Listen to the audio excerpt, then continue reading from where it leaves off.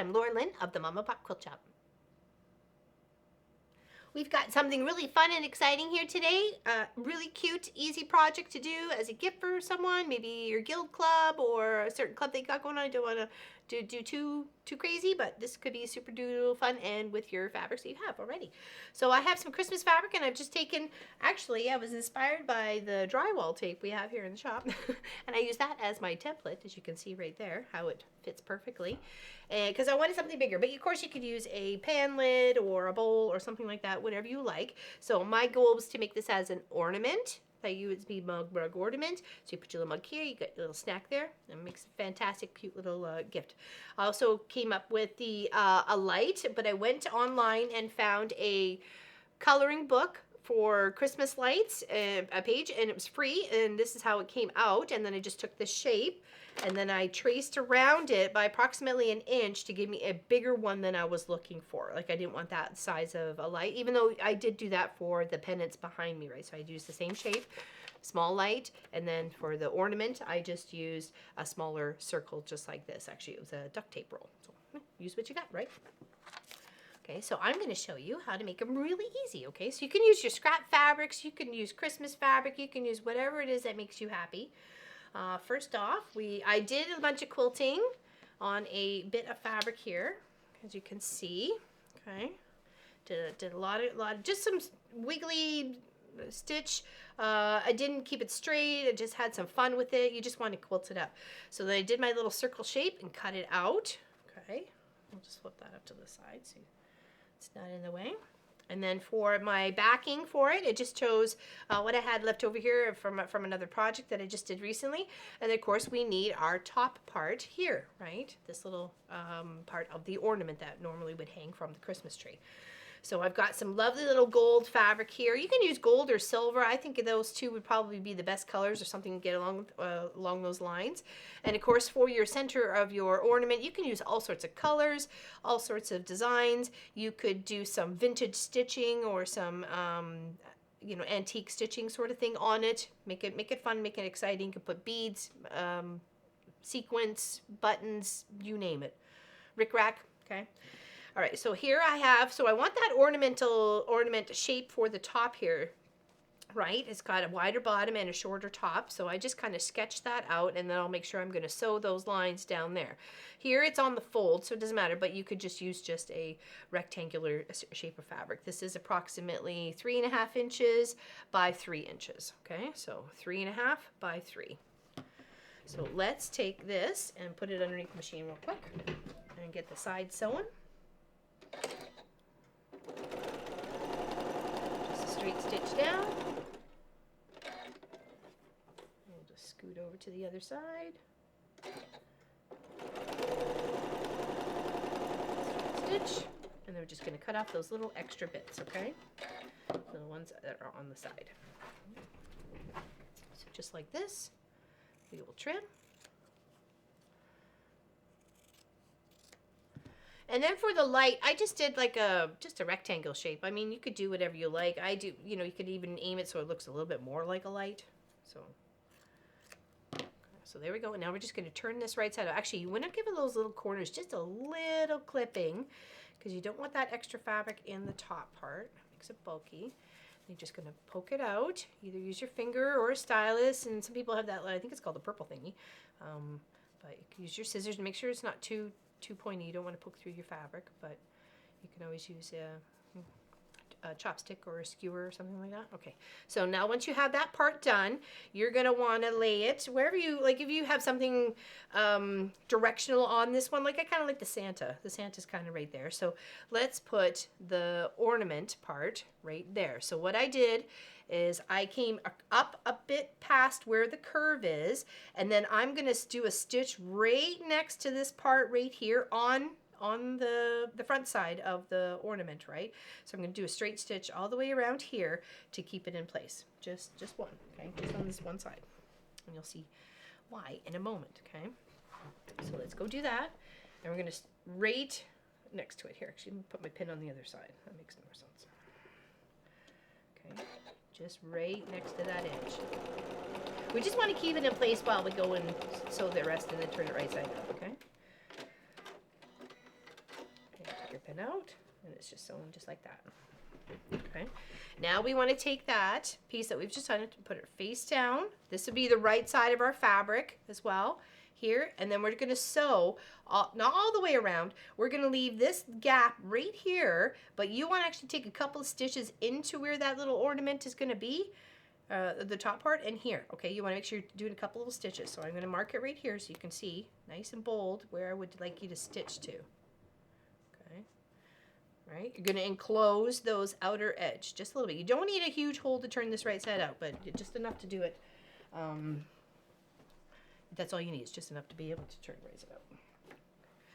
Okay, just pop a couple pins in, and I'm just going to sew around the edge at a 1/4 inch seam allowance. Okay, I'm going to start here, do a little back stitch, go all the way around, and then end here and do a little back stitch. Okay.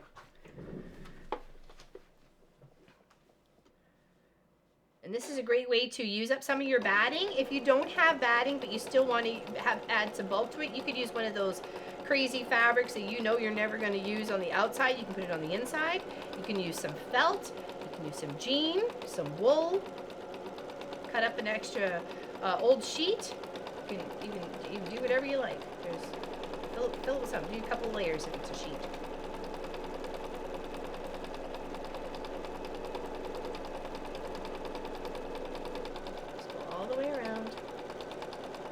Let the machine feed it. You're just using your other hand to help guide it around in the circle. And again, doing a little couple stitches in, stopping, do a little back stitch. Okay. Now, I feel like when I was coming around the side here, it might have been a little bit shallow. You can see I was barely hitting the 1/4 inch seam allowance there. So let's come back again. It's better to be secure than having to turn it right side inside out again and having to reset it. So let's just do that real quick. All right. Now we'll take our pins out, and then we're going to trim it, and then we're going to turn it. Okay. Pins out. And we're going to trim it.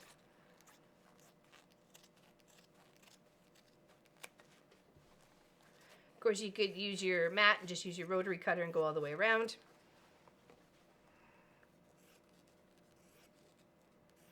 This works too. You don't have to have all the fancy tools.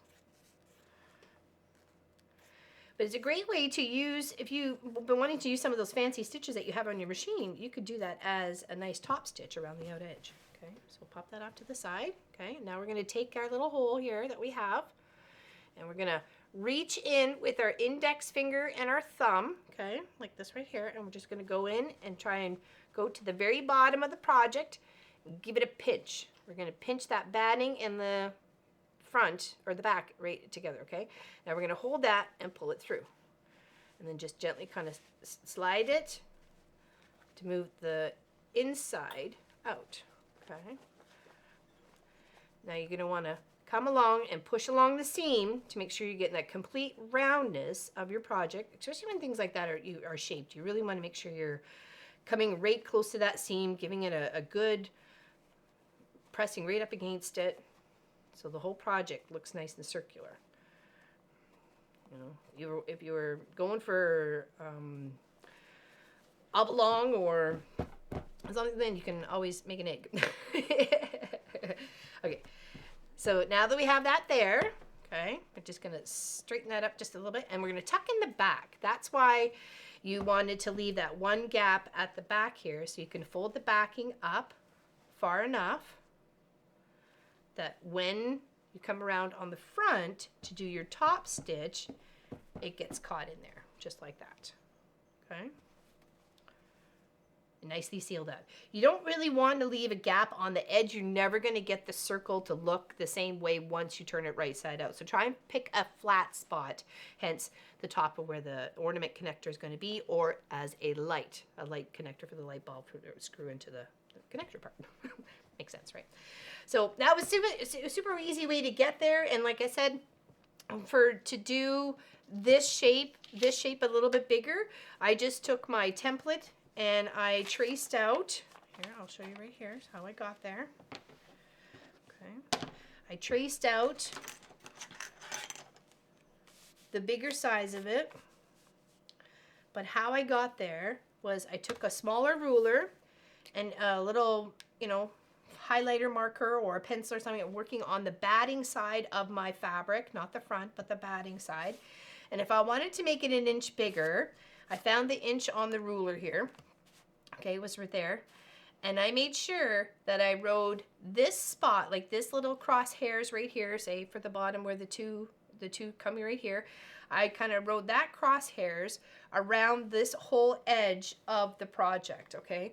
So here, you can see there, and I'm gonna move it as I go to get that shape. Okay, and I'm keeping the line right on this line, like that little intersection right there. I'm keeping it on the line, and I'm coming all the way around my project. And then that's what's going to get you a lovely little line, at least an inch bigger around, like on each edge from your project, right? For the one you're trying to trace out. And then you can take that shape, cut it out, and do the same thing as we did here. And of course, sewing the little edge. Like I said, if you wanted to have it so it looks a little bit more like a screw top to the light, then you can put like a little bit of a curve to it. So it didn't really matter to me. So, and then you can make them either big or small. If you wanted to cover a big space, you can make them big like this and make a big pennant for the wall like that. If you want to celebrate but just don't want to put up a Christmas tree, you can have those and have it like as an advent calendar or something like that. I think it would be super fun.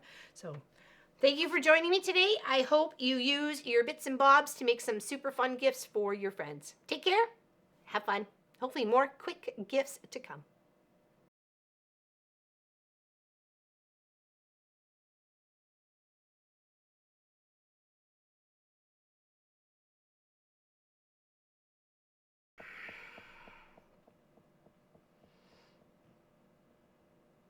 Hey everyone, welcome to Long Arm Wednesday. Oh my god. Sorry. We're a weekend project. Alright. Hey everyone, Mama Pop Quilt Shop. Oh my gosh. Okay, take a moment.